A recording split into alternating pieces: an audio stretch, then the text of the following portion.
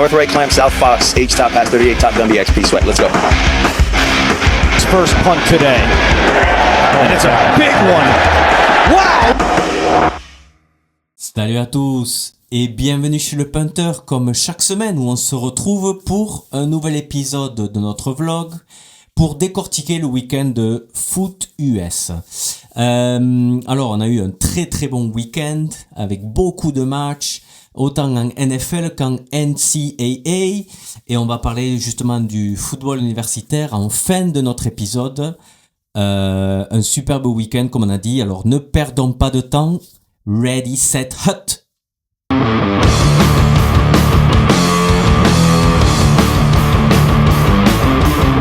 Comme d'habitude, commençons avec les tops, les flops, les meilleurs et le moins bon de ce week-end.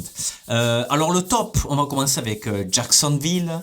Jacksonville, remettons en contexte, c'était très médiocre, une équipe médiocre qui faisait mal aux yeux à regarder à la télé pendant 2 saisons, les 2 dernières saisons surtout de Doug Peterson. C'était terrible. Mais là, depuis l'arrivée de Liam Cohen, les Jacksonville Jaguars sont une toute nouvelle équipe, complètement différente. La victoire de ce week-end contre les Indianapolis Colts, non seulement ça leur assurait de conserver la tête de leur division, mais surtout ça les qualifie pratiquement pour les playoffs selon Next Gen Stats, qui est l'outil qu'utilise la NFL pour les statistiques. Alors selon Next Gen, ils ont 97% de chances de participer aux phases finales. C'est impressionnant. Ils viennent de gagner 4 matchs de suite. L'attaque cette année elle joue super bien, c'est super explosif, ça met beaucoup de points. Et comme on a dit, les playoffs sont quasiment assurés, surtout si on regarde les matchs qui leur restent. Il leur reste les Jets, les Denver, les Colts pour la revanche et les Tennessee Titans pour finir. Ils peuvent facilement engranger 3 victoires sur 4 et là se qualifier pour les playoffs, quoi. Donc voilà, la personne qui a œuvré ce changement, c'est l'entraîneur, c'est Liam Cohen. Il a changé cette équipe. Comme on a dit, une équipe en attaque super agressive, super efficace. D'ailleurs là, ils viennent de marquer plus de 25 points pour le 6e match consécutif. C'est énorme, c'est la plus longue série de l'histoire de cette franchise. Leur précédent record, ça datait de 2007. Ça en dit beaucoup. Le jeu au sol, surtout, ça n'a rien à voir avec les dernières saisons. Cette année, Trevor Etienne, c'est un tout autre joueur. Et le rookie, Bayshul Tutton, qui était d'ailleurs le joueur le plus rapide de la dernière draft, il contribue. Il a marqué 4 touchdowns depuis le début de saison. Et pourtant, Travis Hunter, qui était leur premier choix de draft, qui est censé être la future star de cette franchise. Bon, il s'est blessé il y a quelques semaines, il est déjà forfait pour le reste de la saison. L'autre star, c'est Brian Thomas, et il a eu un début de saison très compliqué. Et pourtant, les Jaguars, ils continuent à gagner des matchs. Après, un peu comme on a dit avec Chicago la semaine dernière, c'est vrai que bon, au vu de leur saison dernière, de leurs mauvais matchs, mauvais résultats, ils ont hérité d'un calendrier clément. Mais bon, quand même, les matchs, il faut toujours les gagner, même si c'est contre des équipes plus faibles, il faut les gagner, surtout dans une ligue aussi, on va dire, homogène que la NFL, puisque, comme vous le savez, les budgets sont les mêmes, les limites salariales sont les mêmes, il n'y a pas de c'est tout par rapport, on construit les effectifs avec la draft, la free agency, bon bref, toutes les équipes sont au même niveau, on va dire. Après, sur le terrain, c'est différent. Mais Trevor Lawrence, cette année, il est exceptionnel. Non, attention aux Jaguars cette année. Alors, chez les flops, il faut qu'on parle d'Indianapolis. Est-ce que ça sent la fin du conte de fées? Indianapolis, on en a déjà parlé ici. Il faisait partie de nos tops en début de saison et même à la mi-saison. Ils avaient un Daniel Jones qui était retrouvé depuis qu'il a signé chez les Colts, un Jonathan Taylor dans l'arrière-champ qui était inarrêtable, qui enchaînait les triplés de touchdown. Et là, c'est une 3e défaite consécutive, la 4e en 5 matchs d'ailleurs. c'est surtout si on regarde le contenu du match, ça fait très mal. Cette défaite, elle fait très mal. Et puis la pire nouvelle, c'est pas ça, c'est la perte de Daniel Jones. Comment ils vont s'en remettre? Comment ils vont s'en remettre? Daniel Jones, qui est surnommé Indiana Jones par les médias, vous pouvez pas faire plus simple comme jeu de mots. Il vient de subir une blessure terrible qui met fin à sa saison. Il vient de se déchirer le tendon d'Achille. Voilà, c'est fini pour sa saison. Et on le voit, l'action où il se blesse et il tape son casque sur le sol de rage. D'ailleurs, il faut savoir qu'il était déjà blessé. Il avait une fracture du péroné, mais bon, il portait une protection et il pensait pouvoir tenir bon et continuer à jouer. Là, avec un tendon d'Achille en moins, non, c'est impossible. Et là, sans leur quarterback titulaire, sans leur numéro 2, Anthony Richardson, qui est toujours absent avec une fracture de l'orbite, l'entraîneur Shane Steichen, il va devoir confier les clés du camion pour le reste de la saison au rookie, Riley Leonard, qui était leur choix numéro 189 au mois d'avril dernier. C'est pas idéal. Parce que là, ils viennent de passer en quelques semaines d'un bilan de 7 victoires et une défaite, de statut de meilleure équipe de la FC, à la 8e place, qui signifie qu'ils sont en dehors des playoffs. À l'heure actuelle, si aujourd'hui la saison se terminait, ils seraient sans playoffs. Mais au vu de la saison du déroulement, il y a surtout une nouvelle présidente. Est-ce que ça sent le glas? Est-ce que ça sent la fin pour l'entraîneur Shane Steichen, pour le manager général Chris Ballard? Pas sûr, parce que bon, ils ont quand même 8 victoires. Je pense qu'il leur faut minimum 2 victoires pour accéder aux playoffs. Mais regardez le calendrier. Il faut aller à Seattle. Après, il faut battre San Francisco et Houston. Ça va être très très compliqué pour eux.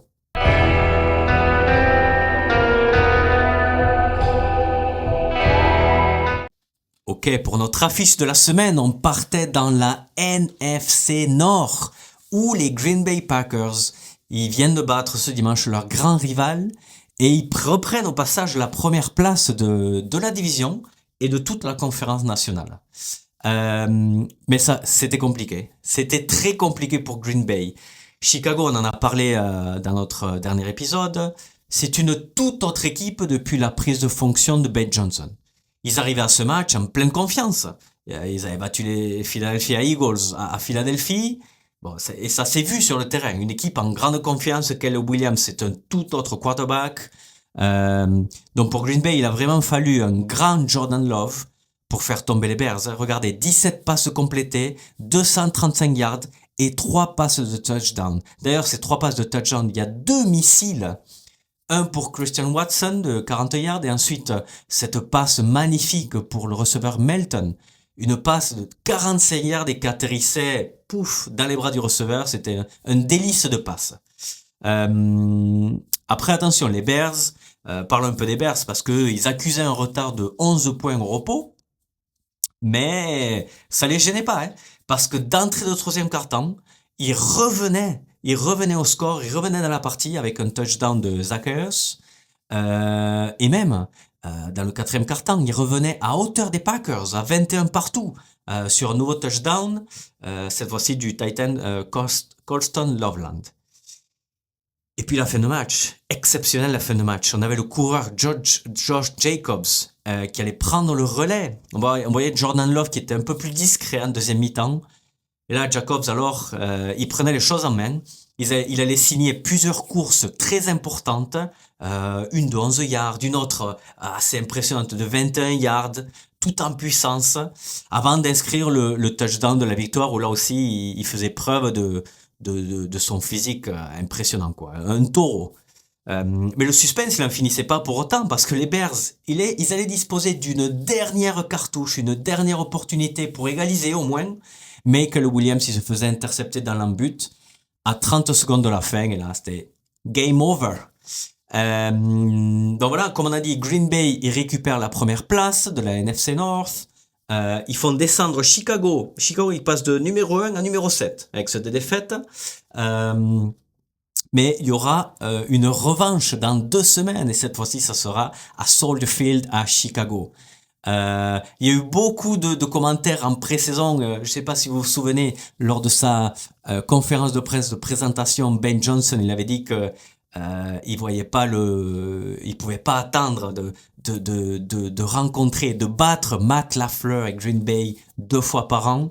Donc on savait très bien que cette petite pique, elle était mal passée chez LaFleur, et on l'a vu en fin de match, la poignée de main la plus froide de l'histoire.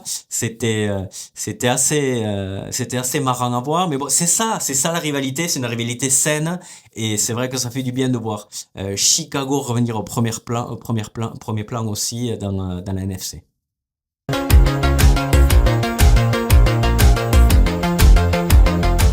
Ok, c'est l'heure de la palette, et la palette un peu spéciale aujourd'hui, puisque ça aurait pu très bien être aussi la minute éducative. Parce qu'on va se pencher sur une action qui a fait beaucoup parler ce dimanche. C'est un touchdown qui a été refusé à Isaiah Likely, le Titan des Baltimore Ravens. Regardez.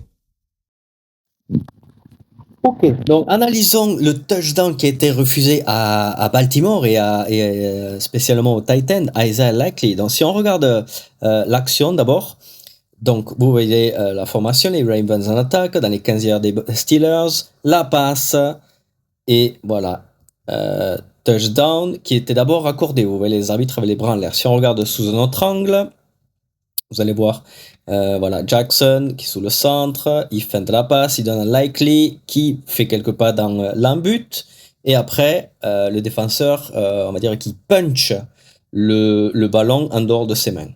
Donc regardons déjà un peu la formation aussi, parce qu'elle est assez intéressante, pas seulement le fait que le touchdown soit annulé.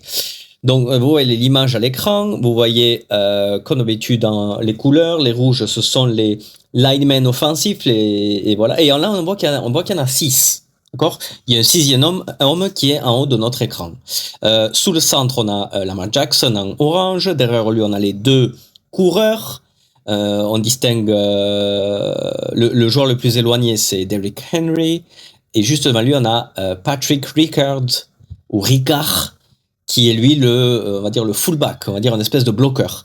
Et on a, à côté de la ligne offensive, on a les 2 Titans qui cette fois-ci ne vont pas bloquer. Comme on voit sur la vidéo, on voit qu'ils ne bloquent pas. En fait, ils vont avoir le rôle de receveur tous les 2, que ce soit Andrews ou Likely, ils partent dans l'embut. Donc revenons à l'image de la formation, et regardons les routes qu'ils font. Bon, déjà, comme on a dit, on voit les 2 Titans qui partent dans l'embut. Et on a les deux on va dire halfback et Derrick Henry le fullback, en fait, qui vont servir comme bloqueurs. Donc en fait, si on regarde sous un autre angle, on va voir que les joueurs, ils ont tous la main au sol de la ligne offensive, pour faire penser à la défense qu'en fait ils vont ça va être une action au sol, sauf que c'est pas un run action, c'est un play action. On voit que très bien que si on regarde la vidéo sous un autre angle, vous allez voir que Lamar Jackson, il feinte la passe. À un moment, il a comme idée de donner le ballon transmettre le ballon à Derrick Henry. Dès le début, ça va être une passe, et on le sait. Après, le problème de cette action, c'est que le Titan Likely,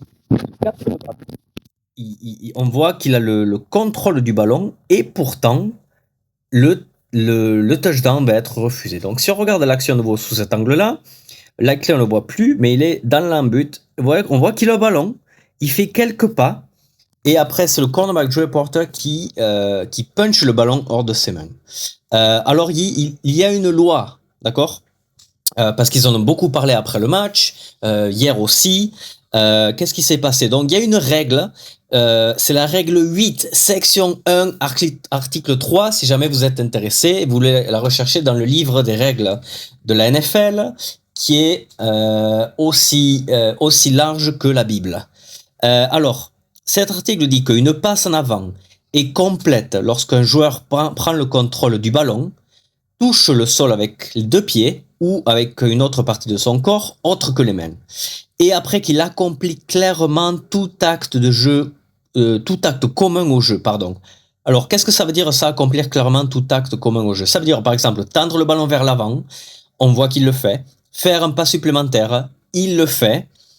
éloigner le ballon, tourner vers le haut du terrain, éviter de repousser un adversaire, ça non. Mais c'est pas grave parce il tend le ballon vers l'avant sur l'action. On le voit clairement. Regardez à nouveau l'action de Likely. Ouais. Il tend le ballon vers l'avant. D'accord?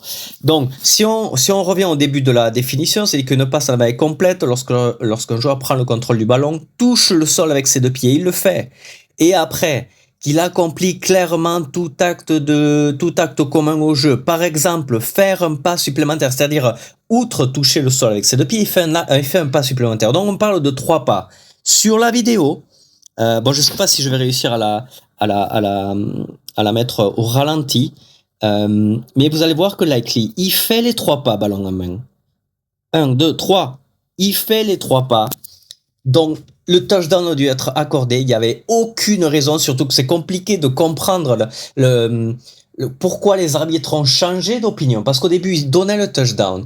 Et vous avez vu la technologie en NFL. Ils ont des caméras de partout. Ils ont eu, pendant 1 minute, enfin un peu moins d'1 minute, ils ont regardé la vidéo. Et au final, ils changent d'avis.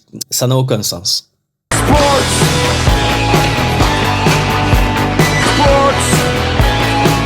Yes! On l'a fait!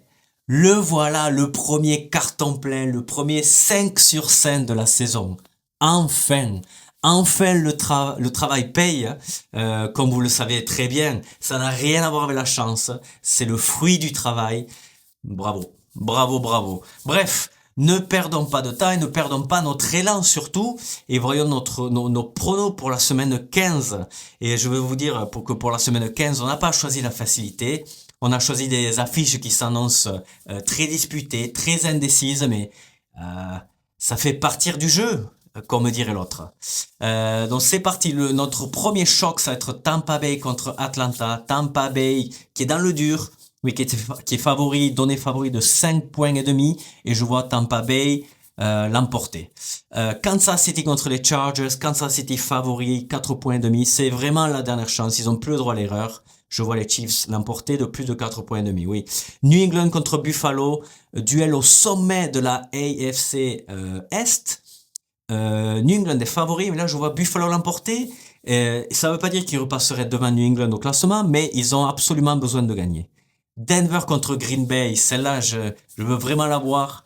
Ça va être une superbe affiche. Denver est favori et je vois Denver l'emporter. 2 points et demi, c'est pas beaucoup. Ils jouent à domicile, ils sont imprenables à domicile. Donnez-moi Denver.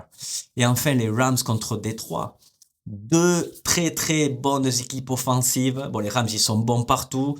Détroit, ils ont pas mal de blessés, ils ont un peu plus de mal cette année. Mais 5 points et demi, ça me semble beaucoup. Donc je vais parier sur Détroit.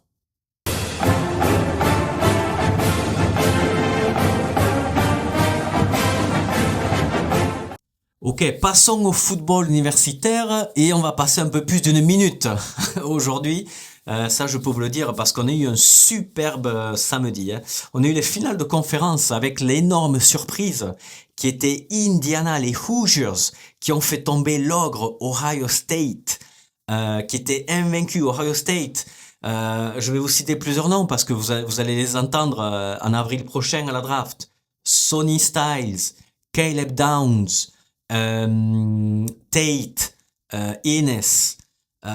Ils ont des stars de partout, absolument partout. C'est une équipe où je pense qu'en avril, ils vont avoir une vingtaine de joueurs, ils vont casser tous les records, ils vont avoir une vingtaine de joueurs qui vont être draftés. C'est une équipe de fous, Ohio State. Et pourtant, malgré tout le talent qu'ils ont, Indiana, les cols bleus, des durs à cuire, ils ont battu cette équipe-là. Regardez, 10 points. Ohio State n'a marqué que 10 petits points dans ce match. Alors oui, il y a eu des erreurs, il y a eu des quatrième down, un quatrième down mal géré, un autre c'était un field goal à 20 quelques yards raté. Mais quand même, la prestation d'Indiana, c'est énorme. Et le quarterback, retenez ce nom, Fernando Mendoza, qui est maintenant archi favori pour remporter le trophée Heisman, trophée du meilleur joueur universitaire. Mendoza va sans doute être dans le top 5 de la prochaine draft. Attention, Indiana, qui est numéro 1, puisqu'ils sont champions du Big Ten, personne ne les a battus. Est-ce qu'ils sont favoris au titre de champion national? Pas pour autant, parce que ce n'est pas aussi simple que ça. Dans la SEC, Georgia qui conserve son titre en battant Alabama. Alabama s'est fait complètement dézinguer, excusez mon vocabulaire, mais ils se sont fait complètement écraser par Georgia qui était bien meilleur. Texas Tech qui remportait le Big 12 sans souci. On avait aussi les petites conférences, on avait James Madison et Tulane qui remportaient leur conférence, on va parler d'eux dans quelques minutes. Et puis le ACC, le pire scénario, le scénario catastrophe est arrivé puisque c'est Duke qui était outsider, qui avec seulement 7 victoires, ils ont gagné la finale, donc ils ont 8 victoires, ils sont champions de la ACC, la Atlantic Coast Conference. Donc, hier dimanche, il y avait ce qu'on appelle le Selection Sunday. C'était le dimanche de sélection où le comité du CFP, le College Football Playoff, révélait en fait le tableau des 12 participants au playoff. Et bon, on va pas parler des affrontements c'est dans 2 semaines que ça commence le premier tour. Mais on va parler d'un absent. C'est Notre-Dame. Notre-Dame, grosse surprise. Le top 8, il y avait pas trop d'incertitude. Alabama, il y avait des rumeurs comme quoi peut-être ils allaient être mis dehors du top 12, mais finalement non, ils sont bien là. Ça aurait été un peu injuste parce que bon, au final, ils étaient qualifiés pour la finale de leur conférence.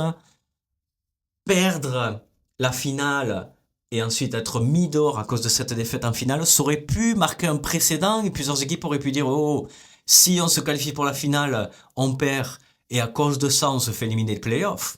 Alors, plusieurs équipes auraient pu dire, dans le futur, on joue pas la finale alors, on déclare forfait. Ou alors on envoie l'équipe B ou l'équipe C. Vous voyez, donc je pense que c'est normal qu'Alabama reste dans le top 12. Après, pendant toute la semaine, il y avait le débat. Est-ce que Miami ou est-ce que Notre-Dame doivent participer au playoff? C'est surtout parce qu'à cause des classements qui étaient publiés dans la semaine, où Notre-Dame était dans le top 10 ou 11, et Miami était en dehors était dans le 13 ou 14. Notre-Dame était au-dessus. Et c'est Notre-Dame qui s'est fait sortir au final. Pourquoi? C'est vrai que c'est surprenant, mais la décision est assez logique, je vais vous expliquer. Les Fighting Irish de Notre-Dame, le premier match de la saison, ils perdaient contre Miami. Ils perdaient en Floride contre Miami en tout début de saison. Ils allaient perdre ensuite un deuxième match à domicile contre A&M, avant d'enchaîner 10 victoires d'affilée, où ils écrasaient tous leurs adversaires d'ailleurs qui étaient tous clairement inférieurs. Le problème, c'est que, comme on a dit avant, dans tous les classements, AP Poll, le CFP Ranking, Notre-Dame était toujours devant Miami pendant des semaines. Même si leur bilan était le même, 10 victoires de défaite, et que Miami avait gagné leur seul tête-à-tête. En toute logique, Miami aurait dû être devant. Sauf que non. Pour tous les classements, Notre-Dame était au-dessus, était dans le top 10 et pas Miami. Et dimanche, juste avant les finales de conférence, d'ailleurs, ni Miami ni Notre-Dame ne participaient à des finales de conférence. Et ce dimanche, Miami passait devant Notre-Dame. Que s'est-il passé? Alors, à mon avis, souvenez-vous donc que la finale de la ACC, ça opposait Duke à Virginia. Duke avec un bilan de 8 victoires et 5 défaites, c'était impossible. Impossible qu'il fasse partie des 12 équipes qualifiées pour le playoff. Ça voudrait dire qu'en fait, il n'y aurait eu aucune équipe de la ACC dans les playoffs. La ACC, c'est une des 4 plus grosses conférences. À mon avis, ce qui s'est passé, c'est que pour éviter que la ACC ne soit pas représentée, le comité du CFP a décidé d'insérer Miami. Et en même temps, en faisant ça, ils ont complètement discrédité tous les classements précédents et tout le procédé de sélection qu'ils ont expliqué en amont. Ça ne voulait plus rien dire. Que se serait-il passé si Virginia avait gagné la finale? Mais Virginia, ils auraient été dans le top 10 puisqu'ils auraient eu 11 victoires. James Madison, qui est dans le top 12, ils auraient été mis dehors, comme Miami, et Notre-Dame aurait été dedans. Ils auraient mis Notre-Dame dans les 12 qualifiés. J'en suis sûr, puisque la ACC aurait été représentée par Virginia. Donc, Notre-Dame, d'ailleurs, on va dire que là, de colère, après cette décision, ils ont décidé qu'ils n'allaient pas participer au Bowl Game, qui est une espèce de trophée qui arrive au mois de décembre, où toutes les équipes qui ont plus de 6 victoires sont invitées. Et là, bon, depuis 2 ans, si vous n'êtes pas qualifié pour les playoffs, mais vous avez plus de 6 victoires, vous êtes qualifié pour un Bowl Game, on appelle ça. Et c'est souvent des trophées assez prestigieux, même s'ils ont perdu un peu de ce prestige avec les playoffs. Mais là, non. Tel un enfant qui fait un caprice, Notre-Dame a dit non. On ne va pas participer à ce Bowl Game. On va payer une amende de 500 000 dollars ou 1 million, c'est pas grave. Mais voilà. Donc, c'est dommage cette réaction de Notre-Dame aussi.